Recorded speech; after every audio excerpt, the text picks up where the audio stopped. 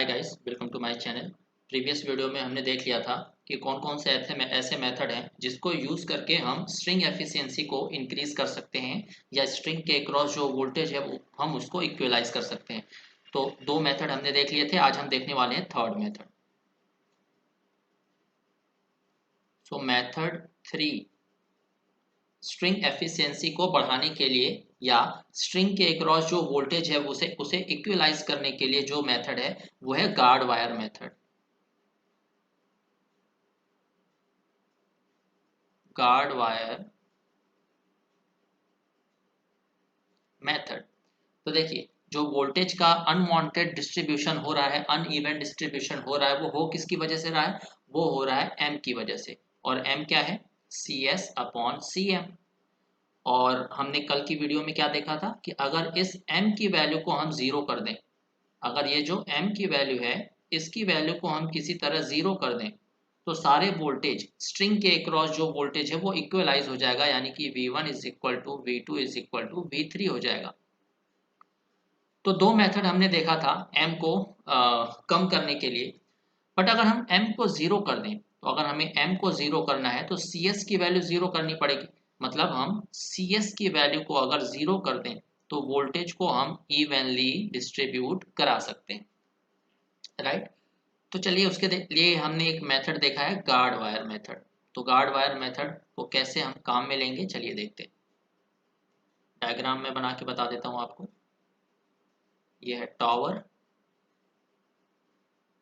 यह है ग्राउंड।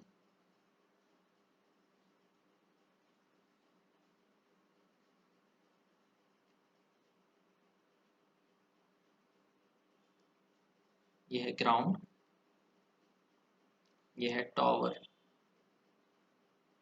यहाँ पे तीन म्यूचुअल कैपेसिटेंसेस 1 2 3। यहाँ पे हमारा कंडक्टर पास हो रहा है या ट्रांसमिशन लाइन पास हो रही है। प्लस हमारे पास दो क्या है? Mutual capacitance, sorry shunt capacitances. तो ये वाले जो कैपेसिटेंसेस हैं ये म्यूचुअल कैपेसिटेंसेस होते हैं, ये वाले जो कैपेसिटेंस है वो शंट कैपेसिटेंस होते हैं। और हमें इसी शंट कैपेसिटेंस को जीरो करना है। तो अगर हम ऐसा कुछ कर दें कि इस कैपेसिटेंस यानी कि जो सी एस वाला कैपेसिटेंस है उससे करंट ही फ्लो ना हो, तो ये सर्किट ओपन हो जाएगा। और जब ये सर्किट ओपन हो जाएगा तो सी एस को हम एलिमिनेट कर सकते हैं। तो इसी के लिए हम एक गार्ड वायर कनेक्ट करते हैं कुछ इस तरह से। कुछ इस शेप का हमने कनेक्ट कर दिया गार्ड वायर। इसका नाम है गार्ड वायर। और गार्ड वायर भी कंडक्टिंग मटेरियल का होगा। तो अब गार्ड वायर लगाने की वजह से होगा क्या कि इस मेटल लिंक और गार्ड वायर के बीच में एक कैपेसिटेंस बन जाएगा। इस मेटल लिंक और गार्ड वायर के बीच में दूसरा कैपेसिटेंस बन जाएगा। तो इस कैपेसिटर को हम मान लेते हैं सी एक्स, इस कैपेसिटर को हम मान लेते हैं सी वाई। चलिए अब देखिए, यहां से हमारे पास एक करंट जा रही है आई। अपना जो प्रीवियस कल का वीडियो का नोट्स है वो चेक करिएगा। यहाँ पे हमने करंट क्या एज्यूम किया था? आई टू डैश। यहाँ पे हमने करंट क्या एज्यूम किया था? I one dash. I one dash.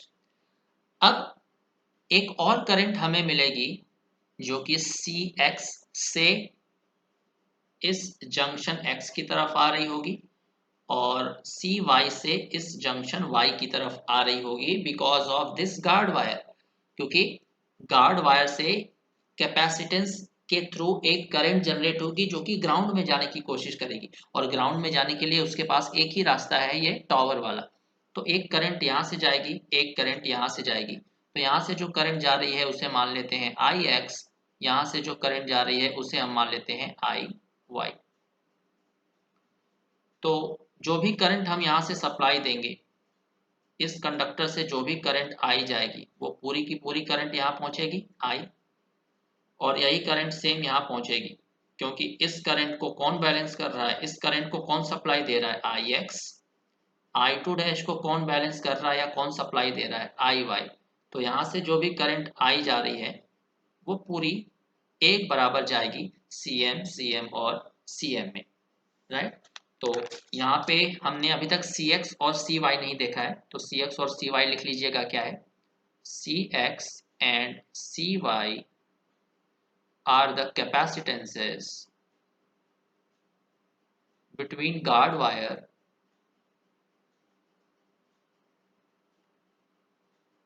and metal link। Guard wire और मेटल लिंक के बीच का जो कैपेसिटेंस बन रहा है उसे हम CX और CY बोल रहे हैं, राइट। अब हम क्या जानते हैं कि अगर हम चाहते हैं कि एफिशिएंसी 100% हो, जो कि हम चाहते हैं, तो सभी के अक्रॉस वोल्टेज कितना होना चाहिए? बराबर। तो मतलब यहाँ पे अगर वोल्टेज V1 है, यहाँ पे अगर वोल्टेज V2 है और इसके अक्रॉस वोल्टेज V3 है, तो हम क्या चाहते हैं? सभी डिस्क के क्रॉस इक्वल वोल्टेज का डिस्ट्रीब्यूशन। तो इक्वल वोल्टेज का अगर डिस्ट्रीब्यूशन हो रहा है तो V1 V2 के बराबर हो जाएगा, V2 V3 के बराबर हो जाएगा, और हम मान लेते हैं ये सारे के सारे वोल्टेजेस V के बराबर हो जाएंगे। तो हम अप्लाई कर देते हैं क्या? KCL। अप्लाई KCL, देखते हैं हमें क्या मिलता है। तो हेडिंग डाल लीजिएगा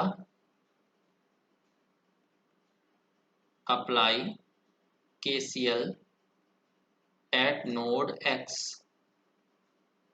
नोड X पे हम अप्लाई कर देते हैं KCL। तो चलिए, ये यहाँ से जो I करंट जा रही है उससे कौन सी करंट कैंसिल आउट कर देगी? ये I, क्योंकि इनकमिंग करंट आउटगोइंग करंट के बराबर होती है, तो I से I कैंसिल आउट हो जाएगा। हमारे पास क्या मिलेगा? IX is equal to I1 dash. तो I1 dash is equal to IX। अब करंट थ्रू कैपेसिटर क्या होता है? J omega capacitor. I1 dash किसके थ्रू फ्लो हो रही है? CS के थ्रू। ये हो जाएगा CS, और इसके थ्रू वोल्टेज कितना है? इस CS के थ्रू कितना वोल्टेज है? इस X नोड से लेके इस पॉइंट तक, यानी कि इस टॉवर तक। टॉवर किससे कनेक्टेड है? ग्राउंड से। तो X से लेके टॉवर तक के बीच का वोल्टेज CS के क्रॉस वोल्टेज होगा। तो X से लेके टॉवर तक का वोल्टेज क्या है? V1। तो यहाँ पे हो जाएगा V1। IX की वैल्यू क्या हो जाएगी? J omega capacitor IX CM से फ्लो हो रहा है और वोल्टेज कितना है? V1, correct.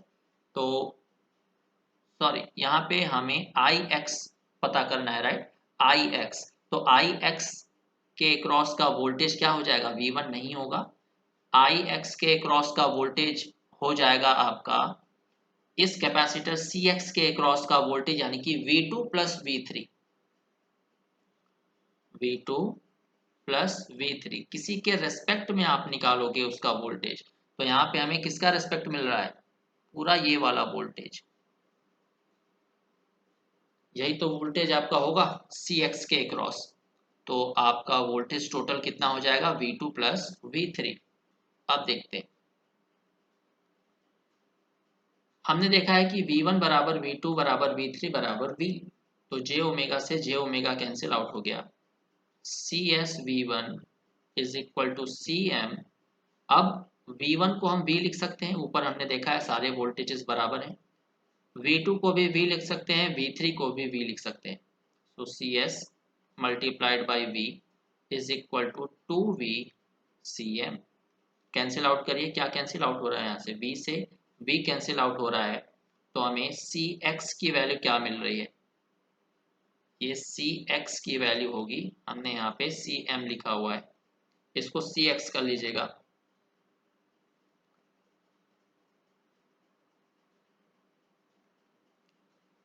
CX, तो यहाँ से हमें CX की वैल्यू मिल जाएगी।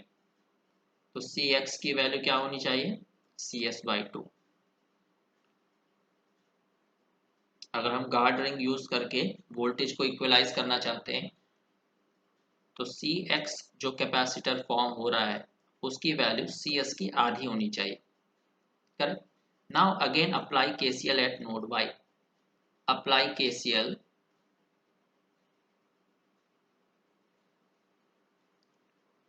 Eight node Y। Node Y पे जब हम KCL अप्लाई करेंगे तो करंट क्या क्या मिल रही है, चलिए देखते हैं। यहाँ पे नोड Y है, आई करंट यहाँ से जा रही है, आई करंट यहाँ जा रही है, ये दोनों एक दूसरे को कैंसिल आउट कर देगी। हमें मिलेगा क्या, I two dash is equal to I Y. यहाँ से करंट आई वाई आ रही है, यहाँ से निकल कितनी रही है, आई टू डैश। तो I Y is equal to I two dash, I two dash is equal to I Y. I two dash किसके क्रॉस फ्लो हो रही है, देखिए आई टू डैश फ्लो हो रही है इस सी एस के क्रॉस। तो आई टू डैश हो जाएगा जे ओमेगा सी एस। वोल्टेज कितना है इस सी एस के क्रॉस, यानी कि ये वाला वोल्टेज, ये वाला वोल्टेज वाई पॉइंट से लेके टॉवर तक का। तो वाई पॉइंट से लेके टॉवर तक का वर्टिकल वोल्टेज देख लीजिए, वही सेम वोल्टेज होगा V1 प्लस V2। और V1 plus V2 I Y is equal to क्या हो जाएगा, आई वाई करंट किसके क्रॉस फ्लो हो रही है, J omega I Y flow हो रही है सी वाई के ब्रांच में। तो यहाँ से आई वाई फ्लो हो रही है, इसके क्रॉस वोल्टेज कौन सा है, ये वाला V3, V3। जे ओमेगा से जे ओमेगा कैंसिल आउट हो गया, हमें सी एस मिल गया। V1 और V2 की वैल्यू बराबर है, दैट इज V हमने माना हुआ है। तो ये हो जाएगा 2V is equal to C Y into V. V से V कैंसिल आउट, तो हमें सी वाई कितना मिल गया, 2CS। C Y is equal to 2CS, right. तो अब हमें दो कंडीशन मिल गई।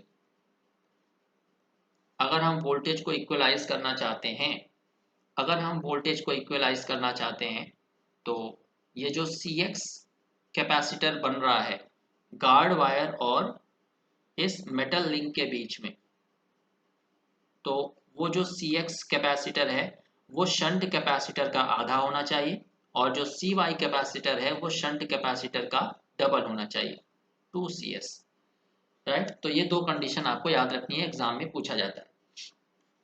बट अगर हमारे पास बहुत सारे कैपेसिटर्स हैं, हम तो यहाँ पे हमारे जो गेट और ESC के सिलेबस में ज़्यादा से ज़्यादा आपसे 3 डिस्क का पूछा जा सकता है, V1 V2 V3, जिसमें आपको 3 वोल्टेज पिक्चर में आएंगे। बट प्रैक्टिकली क्या होता है, बहुत सारे डिस्क लगे होते हैं, मैंने आपको बताया था 30 35 40 डिस्क तक लगे होते हैं।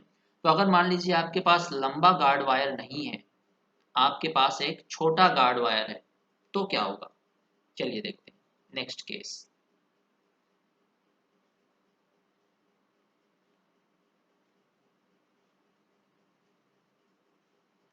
नेक्स्ट केस देखते हैं। अगर हमारे पास उतना लंबा गार्ड वायर नहीं है तो क्या होगा।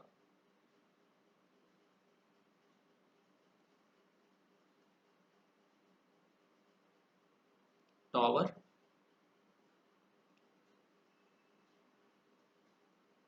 ग्राउंड,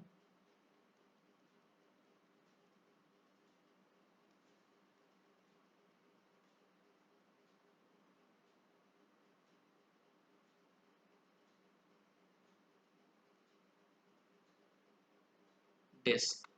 पहला कैपेसिटर, दूसरा कैपेसिटर, तीसरा कैपेसिटर, ट्रांसमिशन लाइन का कंडक्टर। पहला शंट कैपेसिटर, दूसरा शंट कैपेसिटर। तो ये mutual capacitance, mutual capacitance, mutual capacitance, shunt capacitance, shunt capacitance. अब मान लीजिए हमारे पास जो गार्ड वायर है वो यहीं तक पहुंच रहा है, यहीं तक पहुंच रहा है और ऊपर नहीं जा पा रहा है। तो हमें सिर्फ एक ही कैपेसिटर मिल रहा है, और वो कैपेसिटर बन रहा है इस मेटल लिंक और इस गार्ड वायर के बीच में। मान लीजिए वो जो कैपेसिटेंस है वो बन रहा है C। चलिए, अब हमने टोटल करंट यहाँ से सप्लाई कितना दिया है, I। तो यहाँ पे भी I ही पहुंचेगी, क्योंकि यहाँ पे जो I करंट है I2 डैश, उसे कौन बैलेंस कर रहा है, यहाँ से IC करंट, करेक्ट। और मान लेते हैं यहाँ पे हमारी जो करंट पहुंच रही है वो है I1, और यहाँ पे करंट पहुंच रही है I1 डैश। क्योंकि अब ये I1 के बराबर नहीं होगा, क्योंकि यहाँ पे कोई बैलेंस करने वाला नहीं है, और यहाँ पे आप देख सकते हो I1 डैश को बैलेंस करने के लिए हमारे पास, I2 डैश को बैलेंस करने के लिए हमारे पास IC करंट है जो कि गार्ड वायर से फ्लो हो रही है टॉवर की तरफ। अब देखिए हमारे पास दो नोड मैंने बताए थे आपको, ये X नोड है और ये है Y नोड। तो X नोड तक तो हमारे पास एक भी गार्ड वायर नहीं है, और अगर ये वोल्टेज है V1, ये वोल्टेज है V2, ये वोल्टेज हो जाएगा V3, और गार्ड वायर हमारा पहुंच रहा है कहाँ तक, नोड Y तक। तो हम क्या बोल सकते हैं, voltage V2 is equal to voltage V3, not equal to voltage V1, क्योंकि गार्ड वायर हमारा वहां तक पहुंच ही नहीं रहा है जैसा कि पहले कंडीशन में था। तो मान लेते हैं V2 और V3 दोनों बराबर हैं, कितना, V के बराबर। अब पहले वाली कंडीशन में जाइए, हमने V2 की वैल्यू क्या निकाली थी, तो V2 की वैल्यू हमने निकाली थी V1 1 प्लस m। ये वैल्यू याद कर लीजिए, डिराइव करने की जरूरत नहीं है बार बार। तो V2 की वैल्यू हमें मिल रही है V1 1 प्लस m, और V2 किसके बराबर है, V के बराबर है। अब अगर हम टोटल फेज वोल्टेज निकालें, मैंने क्या बताया था, टोटल फेज वोल्टेज किसके किसके बीच का वोल्टेज होता है, कंडक्टर और टॉवर या ग्राउंड के बीच में, क्योंकि टॉवर ग्राउंड से कनेक्टेड है। तो ये पूरा का पूरा वोल्टेज क्या हो जाएगा, फेज वोल्टेज। तो V1 plus V2 plus V3 को अगर हम जोड़ दें पूरा, तो हमें फेज वोल्टेज मिल जाएगा। तो V1 plus V2 plus V3 is equal two phase voltage, और V2 और V3 किसके बराबर है, V के बराबर। तो V1 plus V is equal to V phase. तो V1 प्लस V क्या हो जाएगा, 2V, ये हमें मिल जाएगा V फेज। और V की वैल्यू हमें पता है, इसे हम अगर ले लेते हैं इक्वेशन नंबर फर्स्ट, और इसे हम ले लेते हैं इक्वेशन नंबर सेकेंड, तो V की वैल्यू हम डायरेक्ट पुट कर सकते हैं from equation first to equation second.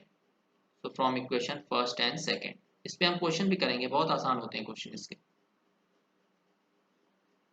From equation first and second, V1 plus 2V की वैल्यू कितनी है, V1 1 plus m is equal to V phase. तो आई होप यहाँ तक आप लोगों को क्लियर होगा।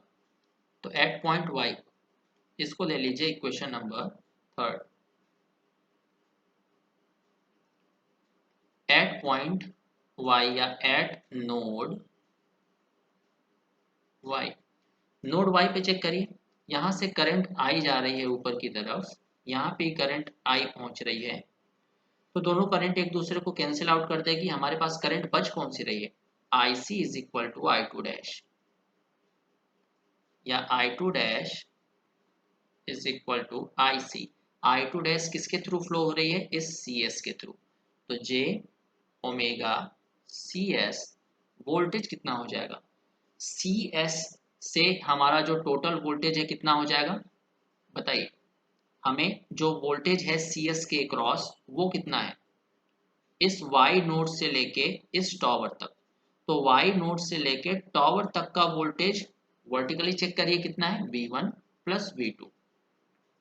तो V1 plus V2 is equal to IC, current इस कैपेसिटर C से फ्लो हो रही है, तो J ओमेगा C, वोल्टेज कितना है इसके क्रॉस, V3। तो J ओमेगा कैंसिल आउट हो जाएगा, और V2 और V3 की जो वैल्यू है उसे हम V पुट कर सकते हैं। तो CS V1 plus V is equal to CV, right.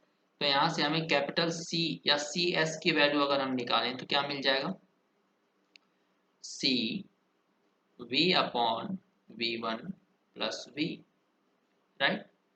तो या C is equal to V1 plus V upon V CS। अलग अलग करते हैं, C is equal to V1 upon V plus V upon V हो जाएगा 1, तो यह आ जाएगा CS। तो आई होप यहाँ तक आपको क्लियर होगा।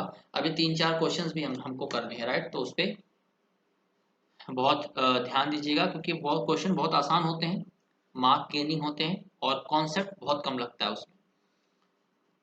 चलिए यहाँ पे हम रख देते हैं v की वैल्यू। v की वैल्यू हमने कितना निकाला हुआ पहले, v1 1 प्लस m। तो v की वैल्यू रख देते हैं हम v1 1 plus m plus 1 cs। तो v1 से v1 कैंसिल आउट हो जाएगा, c हमें कितना मिल जाएगा 1 plus m upon 1 plus m cs। तो c की वैल्यू हमें मिल जानी चाहिए m plus 2 upon m plus 1 cs।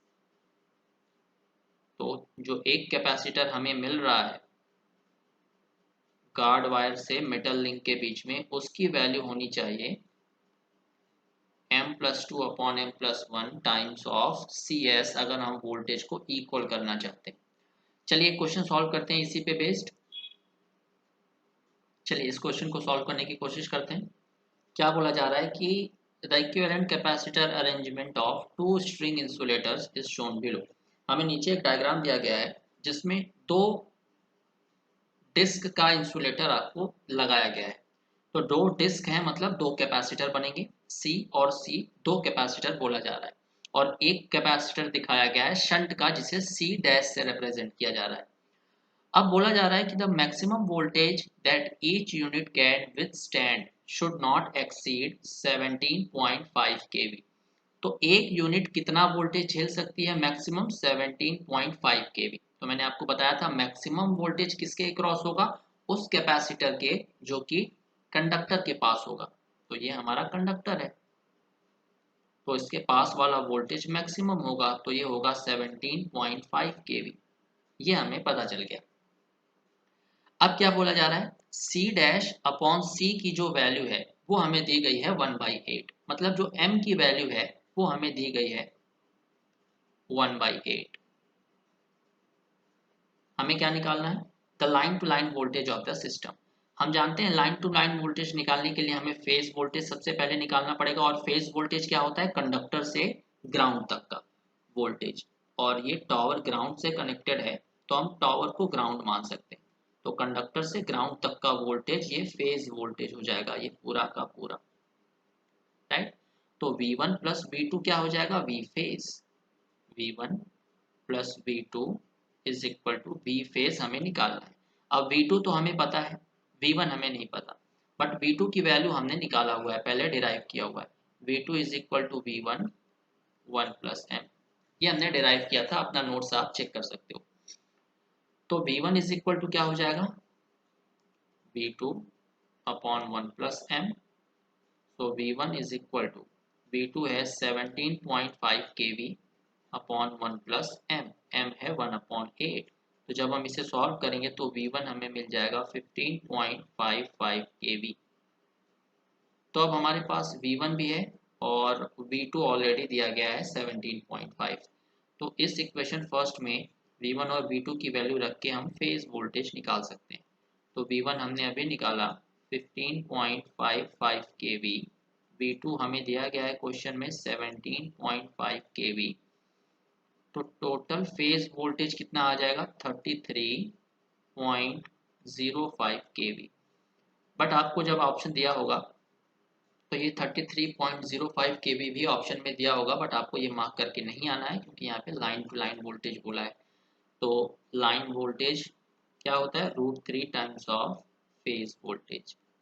तो √3 टाइम्स ऑफ 33.05। तो ये मैंने सॉल्व करके रखा हुआ है पहले से, ये आ जाएगा 57.25 kV। ये आपका फाइनल आंसर होगा फॉर दिस पर्टिकुलर क्वेश्चन। तो आपने देखा क्वेश्चन बहुत आसान होते हैं इसके। चलिए नेक्स्ट क्वेश्चन हम देखते हैं। नेक्स्ट क्वेश्चन आपके लिए दिया गया है कि हमारे पास एक 33 kV 3 फेज सिस्टम है, राइट, जिसमें हमने एक स्ट्रिंग इंसुलेटर लगाया हुआ है जिसमें 3 डिस्क है। 3 डिस्क का एक स्ट्रिंग इंसुलेटर हमने लगाया है जिसमें से शंट टू म्यूचुअल कैपेसिटेंस का जो रेशियो है वो 0.1 दिया गया है। तो हमें हर यूनिट के अक्रॉस वोल्टेज कैलकुलेट करना है और स्ट्रिंग एफिशिएंसी निकालनी है। तो चलिए इसे सॉल्व करते हैं। क्वेश्चन में क्या बोला जा रहा है, जो डायग्राम है वो कुछ इस तरह से बनेगा अकॉर्डिंग टू द क्वेश्चन। तो ये ग्राउंड है, 3 डिस्क का हमारे पास इंसुलेटर है, तो 1 2 3, यहाँ पे हम लगाएंगे अपना कंडक्टर, और 2 हमारे पास बन रहे हैं शंट कैपेसिटेंसेस। तो यहाँ पे वोल्टेज है V1, यह है वोल्टेज V2, यह है वोल्टेज V3। हमें यही वोल्टेजेस निकालने हैं। तीनों वोल्टेजेस का जो कॉम्बिनेशन है वो होता है V फेज। तो V1 plus V2 plus V3 is equal to V phase. इसे ले लेते हैं इक्वेशन नंबर फर्स्ट। हमें 33 kV का सिस्टम दिया गया है, मतलब जो लाइन वोल्टेज है वो हमारा वो है 33 kV का। क्वेश्चन में हमेशा जो भी दिया गया है वो लाइन में होता है वोल्टेज, अगर दिया नहीं गया हो फेज है तो यहाँ से हम फेज वोल्टेज निकाल सकते हैं। कितना हो जाएगा 33 kV डिवाइडेड बाई √3। तो फेज वोल्टेज हमें मिल जाएगा 19.05 kV। फेज वोल्टेज हमें मिल गया। अब V2 हमने ऑलरेडी डिराइव किया हुआ है, V2 is equal to V1 1 plus m। अपना कॉपी चेक कर सकते हो आप। तो V2 is equal to V1 1 plus m, यानी कि ratio of shunt to mutual capacitance हमें दे दिया गया है 0.1। तो m की वैल्यू 0.1 दे दी गई है, तो m हो जाएगा 0.1, मतलब V2 की वैल्यू है 1.1 टाइम्स ऑफ V1। V2 भी हमने निकाल लिया। अब हम निकालते हैं V3। V3 कितना डिराइव किया था हमने, V1 m square plus 3m plus 1, यही तो डिराइव किया था। So V3 is equal to V1 0.1 का स्क्वायर प्लस 3 इंटू 0.1 प्लस 1। तो जब आप इसे सॉल्व करोगे तो V3 आपको मिल जाएगा 1.31 टाइम्स ऑफ V1। ये इक्वेशन सेकेंड, ये equation third. So equation second और इक्वेशन थर्ड में से V2 और V3 की वैल्यू इक्वेशन फर्स्ट में पुट कर दीजिए, जो इक्वेशन आपको दिख रही है। So from equation first second and third,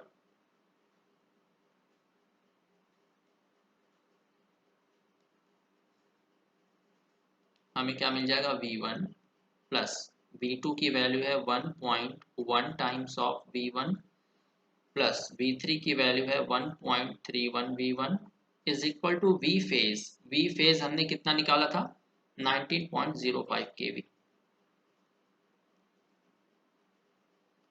तो यहाँ से आपका जो टोटल V1 की वैल्यू है वो आ जाएगी 3.41 V1 is equal to 19.05 kV। तो यहाँ से हम V1 की वैल्यू निकाल सकते हैं।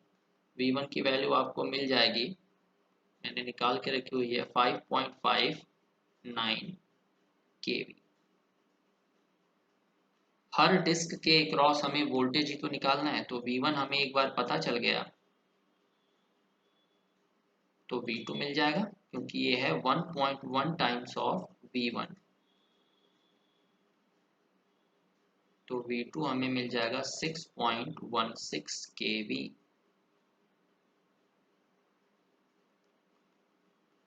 सिमिलरली V3 भी हम निकाल सकते हैं 1.31 इंटू V1 5.59 kV। तो V3 is equal to 7.318 kV। हमें V1 V2 और V3 तीनों मिल गया, मतलब हर डिस्क के क्रॉस वोल्टेज हमें मिल चुका है। अब एक और चीज हमसे पूछी जा रही है, क्वेश्चन को ध्यान से पढ़िए। स्ट्रिंग एफिशिएंसी क्या होगा इस पर्टिकुलर क्वेश्चन का। तो स्ट्रिंग एफिशिएंसी का फॉर्मूला मैंने आपको लिखवाया था। स्ट्रिंग एफिशिएंसी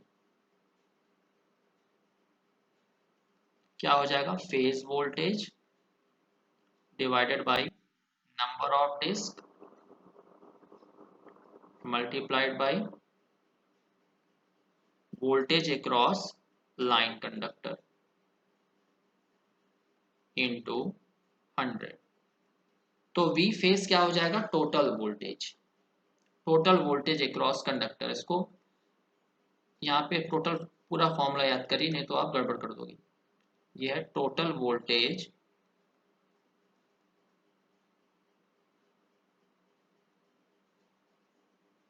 अक्रॉस कंडक्टर, यानी कि V1 plus V2 plus V3,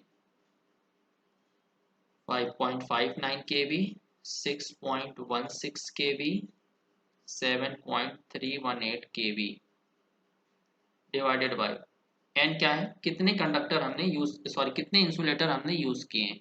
तो हमने 3 डिस्क यूज किए थे, तो 3 मल्टीप्लाइड बाय लाइन कंडक्टर के अक्रॉस का वोल्टेज, मतलब कंडक्टर के पास वाला वोल्टेज कितने का है। कंडक्टर के पास कौन सा वोल्टेज हमने माना है, V3, तो V3 की वैल्यू है 7.318 kV, 7.318 kV।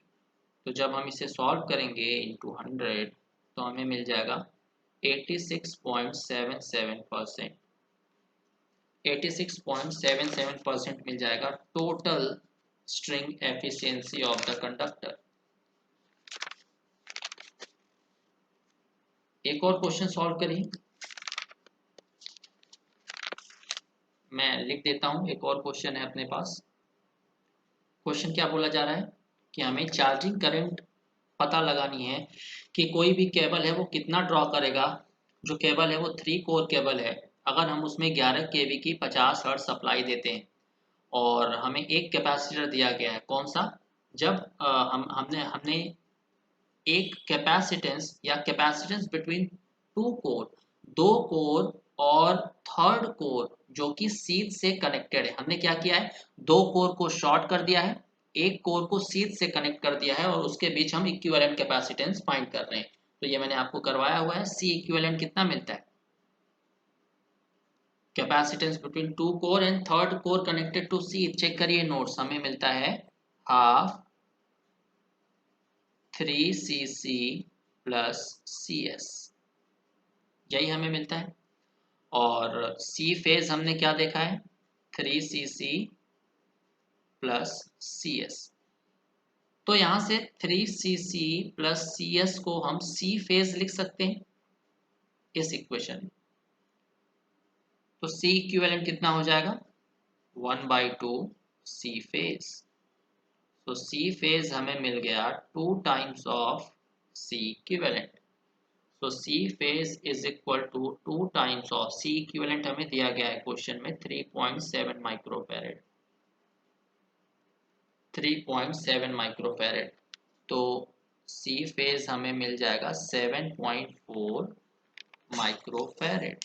और हमसे पूछा जा रहा है चार्जिंग करंट। चार्जिंग करंट का फॉर्मूला मैंने आपको डिराइव कराया है। चार्जिंग करंट क्या होता है, omega C phase B phase. तो I C 2 pi into frequency हमें 50 हर्ट्ज दी गई है। कैपेसिटेंस सी फेज हमने अभी निकाला कितना, 7.4 इंटू 10⁻⁻6।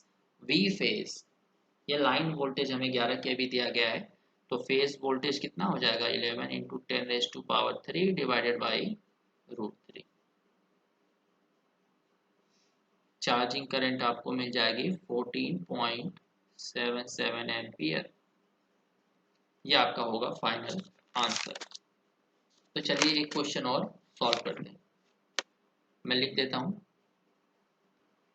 नेक्स्ट क्वेश्चन हमें क्या दिया गया है कि एक 3 फेज ट्रांसमिशन लाइन है जिसपे हमने 3 डिस्क का इंसुलेटर लगाया है और पोटेंशियल अक्रॉस टॉप यूनिट, जो सबसे ऊपर वाला डिस्क है उसमें 10 केवी का वोल्टेज आ रहा है, जो बीच वाला यूनिट है उसमें 12 केवी का वोल्टेज आ रहा है। तो हमें स्ट्रिंग एफिशिएंसी निकालनी है।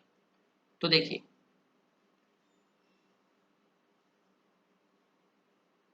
ये टॉवर है, ये ग्राउंडेड,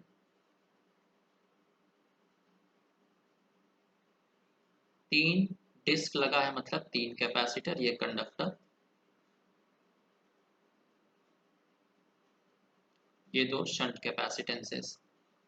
अब लिखने की जरूरत नहीं है कौन सा म्यूचुअल है कौन सा शंट है, वो आप अच्छी तरह से जानते हो। सबसे ऊपर वाला जो वोल्टेज है उसके अक्रॉस वोल्टेज मान लेते हैं V1, यह है V2, और सबसे नीचे वाले के अक्रॉस V3। तो क्वेश्चन में खुद ही बोला जा रहा है कि जो सबसे ऊपर वाला डिस्क लगा हुआ है उसमें 10 kV का वोल्टेज है, तो V1 की वैल्यू है 10 kV। जो मिडिल बीच वाला है उसमें 12 kV, तो V2 is equal to 12 kV। और हमें स्ट्रिंग एफिशिएंसी निकालनी है, तो स्ट्रिंग एफिशिएंसी के लिए हमें नीचे वाला वोल्टेज पता करना पड़ेगा, क्योंकि स्ट्रिंग एफिशिएंसी क्या होती है, स्ट्रिंग एफिशिएंसी होती है total voltage divided by number of disk multiplied by voltage across the disk nearer to the line into 100। Total voltage मतलब V1 plus V2 plus V3। V1 V2 हमें पता है, V3 निकालना है। तो V3 क्या होता है, V1 m square plus 3m plus 1। तो हमें m की भी वैल्यू नहीं पता है, V1 तो पता है 10 kV। अब m की वैल्यू कैसे पता चलेगी, तो हमने V1 V2 की वैल्यू क्या पढ़ा है, V1 1 प्लस m, ये हमने डिराइव किया है। V2 की वैल्यू दी गई है 12 kV, V1 है 10 kV, तो 1 प्लस m। तो m की वैल्यू यहाँ से हमें मिल जाएगी 0.2। m की वैल्यू अगर 0.2 है तो V3 हम निकाल सकते हैं। V1 दिया गया है 10 kV, तो 0.2 का स्क्वायर प्लस 3 इंटू 0.2 प्लस 1, तो यहाँ से हमें V3 मिल जाएगा 16.4 kV, राइट। अब हम स्ट्रिंग एफिशिएंसी आराम से निकाल सकते हैं। कैसे निकालेंगे, टोटल वोल्टेज यानी कि V1 plus V2 plus V3, तो 10 kV plus 12 kV plus 16.4 kV divided by number of disc हमने कितना लगाया है, 3। वो डिस्क का वोल्टेज जो कंडक्टर के पास में लगा हुआ है, तो V3 16.4 इंटू 100। तो जब अपन इसे सॉल्व करेंगे तो हमें मिल जाएगा 78.04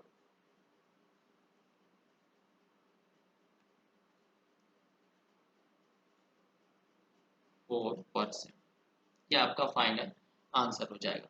तो चलिए एक लास्ट क्वेश्चन और बचा है, उसे कर लेते हैं। एक क्वेश्चन और बचा हुआ है, उसको नेक्स्ट क्लास में कर लेते हैं। और नेक्स्ट क्लास का जो टॉपिक होगा वो होगा कोरोना लॉस। कोरोना लॉस के बारे में हम डिटेल में डिस्कस करेंगे।